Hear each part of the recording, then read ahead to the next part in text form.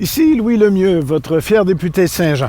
La chaîne YouTube que vous regardez en ce moment, Studio Saint-Jean, c'est la chaîne de votre député au service de la communauté. L'idée, c'est de communiquer plus et de communiquer mieux pour aider les gens de la communauté à aider ou se faire aider par les gens de la communauté. Comme ceci.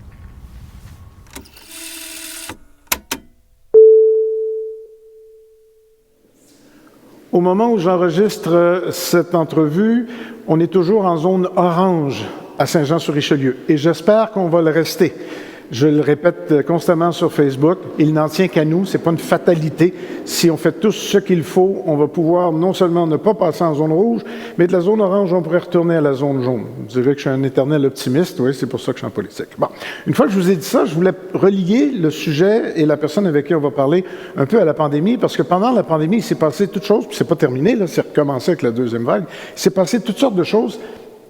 J'allais dire presque stimulante, innovante, appelez ça comme vous voulez, mais il fallait penser un peu en dehors de la boîte, il fallait se réinventer, comme on en a tellement de gens. Et pour les gens d'affaires, c'est pas tout le temps évident. Mais l'achat local est devenu une espèce de mot d'ordre, et avec ça, il fallait trouver des façons de bien faire ça. Il y a une initiative qui m'a tout de suite allumé, moi, et c'est une initiative de la CCIHR et d'un paquet de monde qui ont travaillé avec un paquet de monde, dont la ville de Saint-Jean-sur-Richelieu, la MRC du Haut-Richelieu. Tout le monde a mis un peu la main à la pâte et la main dans ses poches pour essayer de financer commanderlocal.ca. De ce qu'on est rendu avec commanderlocal.ca maintenant qu'on est dans la deuxième vague. C'est ce que Michel Milot, le directeur général de la CCIHR, va nous raconter. Salut Michel. Bonjour. Moi, ça m'a allumé tout de suite. Moi, j'ai tout de suite vu un Amazon du Haut-Richelieu. C'est ça qu'on voudrait finalement, mais on n'est pas rendu là. Bon, on est loin d'être rendu là. On a quand même des bons résultats, mais c'est sûr que ça demande un travail quand même assez fastidieux aux entrepreneurs de mettre leurs produits sur le site. Donc, la lenteur, là, un petit peu plus... c'est lourd. C'est lourd, c'est long et c'est lourd. Amazon, il n'a pas fait fortune en restant assis non plus. Il a fallu qu'il travaille fort. Il travaille fort du côté Internet. Parlons-en, parce que c'est un peu le nerf de la guerre, c'est ça, une plateforme qui est éventuellement aussi, si on le veut, transactionnelle. Dans le fond, commanderlocal.ca, c'est deux choses. C'est un site où on répertorie les commerçants et les produits et où on peut aussi opérer des transactions. C'est comme ça que ça marche? Exactement. Commanderlocal.ca, tu as des gens qui mettent leurs produits directement sur ce site-là. Nous en sommes à 28 commerçants présentement dans le Haut-Richelieu et on a 117 autres commerçants que c'est un lien redirectionnel. Donc, ça m'amène sur leur site. Ça l'amène sur leur site. Mais pour les 28 commerçants qui sont sur le site, oui, tu fais ta transaction au complet sur ce site-là, incluant la livraison. Et là, il y a le début de quelque chose, puis avec la deuxième vague, en ne se souhaitant pas de reconfiner tout le reste, mais dans l'esprit de ce qu'on a vécu dans la première vague, on sait qu'il y avait un besoin pour ça. On ne fermera pas, j'espère qu'on ne fermera pas les commerces, mais les commerçants avaient moins de monde. En ce moment, ont plus de misère à faire venir des gens chez eux. Et les gens ont envie de ça. Ils ont envie d'être capables de commander quelque chose dans la mesure où ça n'arrive pas dans un mois, puis dans la mesure où c'est facile à faire. Tu m'as dit que du point de vue du commerçant, c'est un petit peu lourd encore parce qu'il faut s'habituer. Du point de vue du client, ça se passe comment? Bien, c'est assez facile parce que une fois qu'il a cliqué, s'il est dans la période, dans la région, de Saint-Jean-sur-Richelieu, la livraison se fait dans les 2 jours maximum. Là. On n'est pas plus long qu'Amazon. Alors, ce qu'il faut savoir aussi, c'est que la personne qui fait les livraisons le fait avec une voiture électrique. Donc, on est éco-responsable. Et présentement, là, nous en sommes rendus à 1200 livraisons d'effectuer. Quand même. Oui. Quand même. On est allé tout de suite dans le vif du sujet parce qu'on voulait savoir de quoi on parlait. C'est un mini Amazon qui va grandir, j'espère, dans le Haut-Richelieu.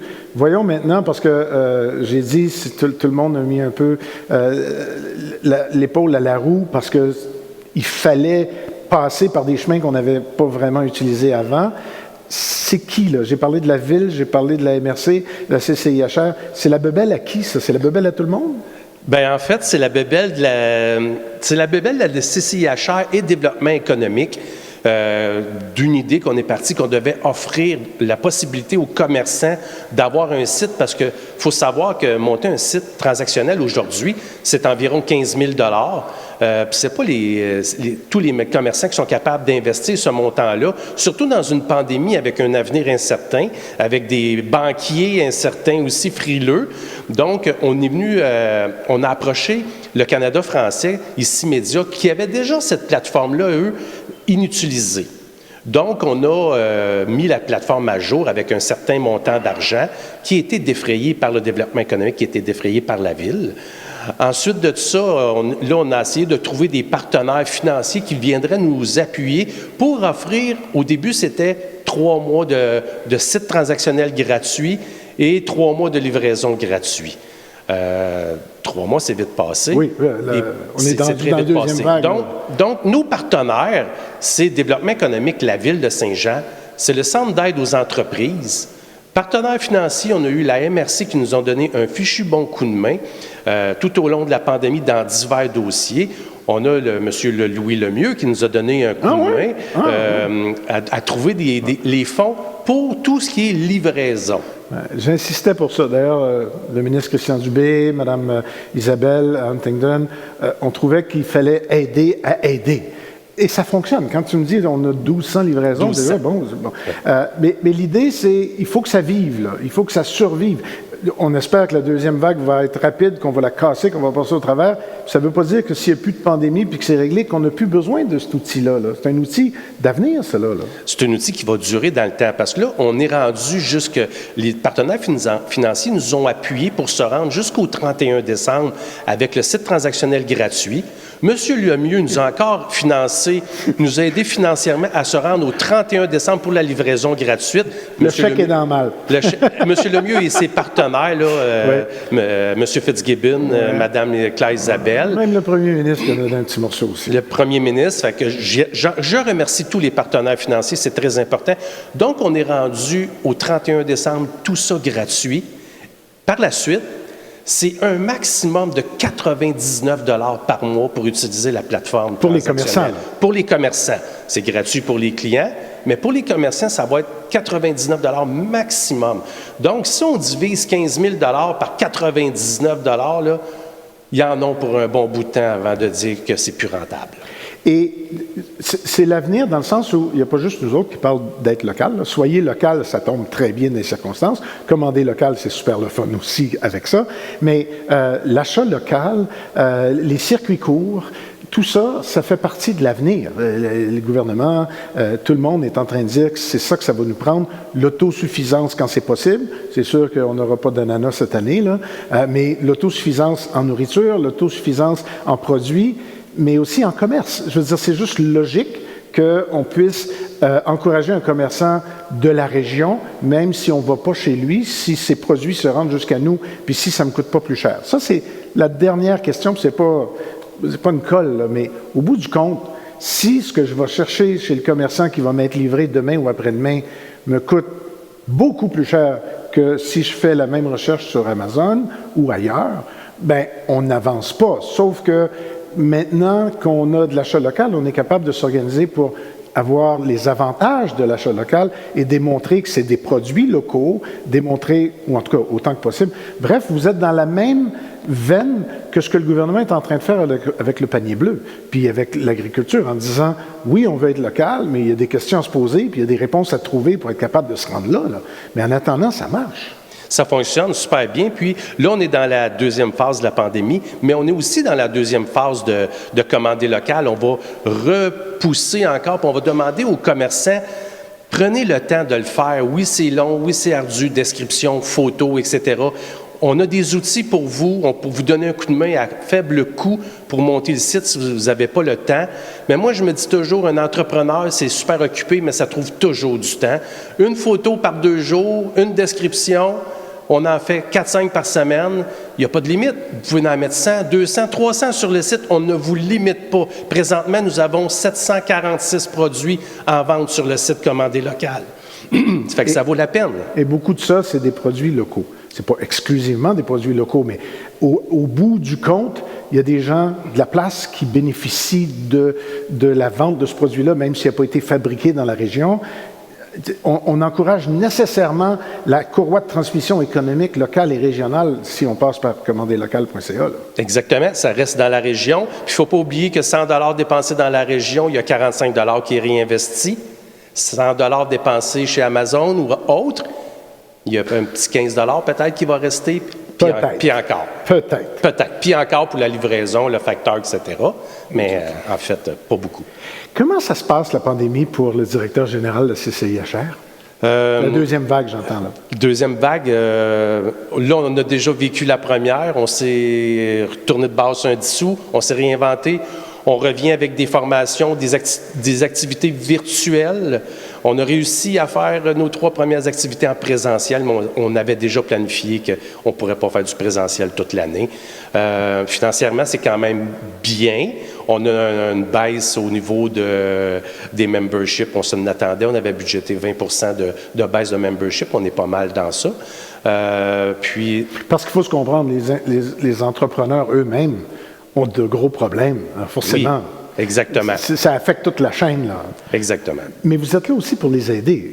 Ils ont beau avoir des problèmes, puis avoir moins de liquidité, puis être obligés d'emprunter, puis de faire des choses qu'ils ne pensaient pas faire. Il y a des moyens. Il ne s'agit pas de dire que ça va se faire tout seul, là, comme le commander local, c'est de l'ouvrage, mais il y a des moyens. Puis quand vous faites de la formation, c'est pour les aider à trouver ces moyens-là. Exactement. Toutes nos formations sont axées sur le contexte actuel que les entrepreneurs vivent, donc à faible coût, parce que notre partenaire Service Québec finance la moitié, donc on fait des formations à 40 $, 45 $, 35 $.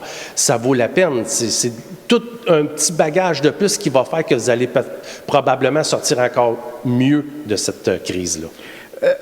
Une des premières activités que vous aviez eues en pandémie, c'était l'analyste financier de la BDC. Oui.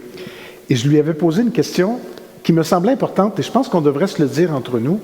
On a une communauté d'affaires ici, on a un marché, on a une région qui a le potentiel de s'en sortir mieux et de se faire moins mal par l'économie pandémique, appelons-la comme ça. À cause du tissu économique, à cause du secteur manufacturier, on a un bel équilibre. Il y avait dit à ce moment-là un beau mix économique. On s'en est relativement bien tiré, dans le fond, quand on y pense. Le Québec lui-même est reparti plus vite que les autres provinces. Ça allait très bien jusqu'à temps que les chiffres pandémiques, deuxième vague, nous arrivent dedans. Il y a moyen de penser qu'on peut passer au travers relativement bien. Mais vous avez sûrement des membres qui savent déjà qu'ils ne passeront pas au travers. On le sait partout au Québec, il va y avoir des secteurs plus difficiles à relancer. Le gouvernement, en ce moment, parle de requalification, d'être capable de remettre au travail des gens qui sont dans des domaines qui sont plus mous, disons-le comme ça, qui ont moins d'avenir à court terme. C'est magnifique pour nous autres, ça. On avait besoin de ça avant la pandémie, on était en pénurie de main-d'œuvre. Oui.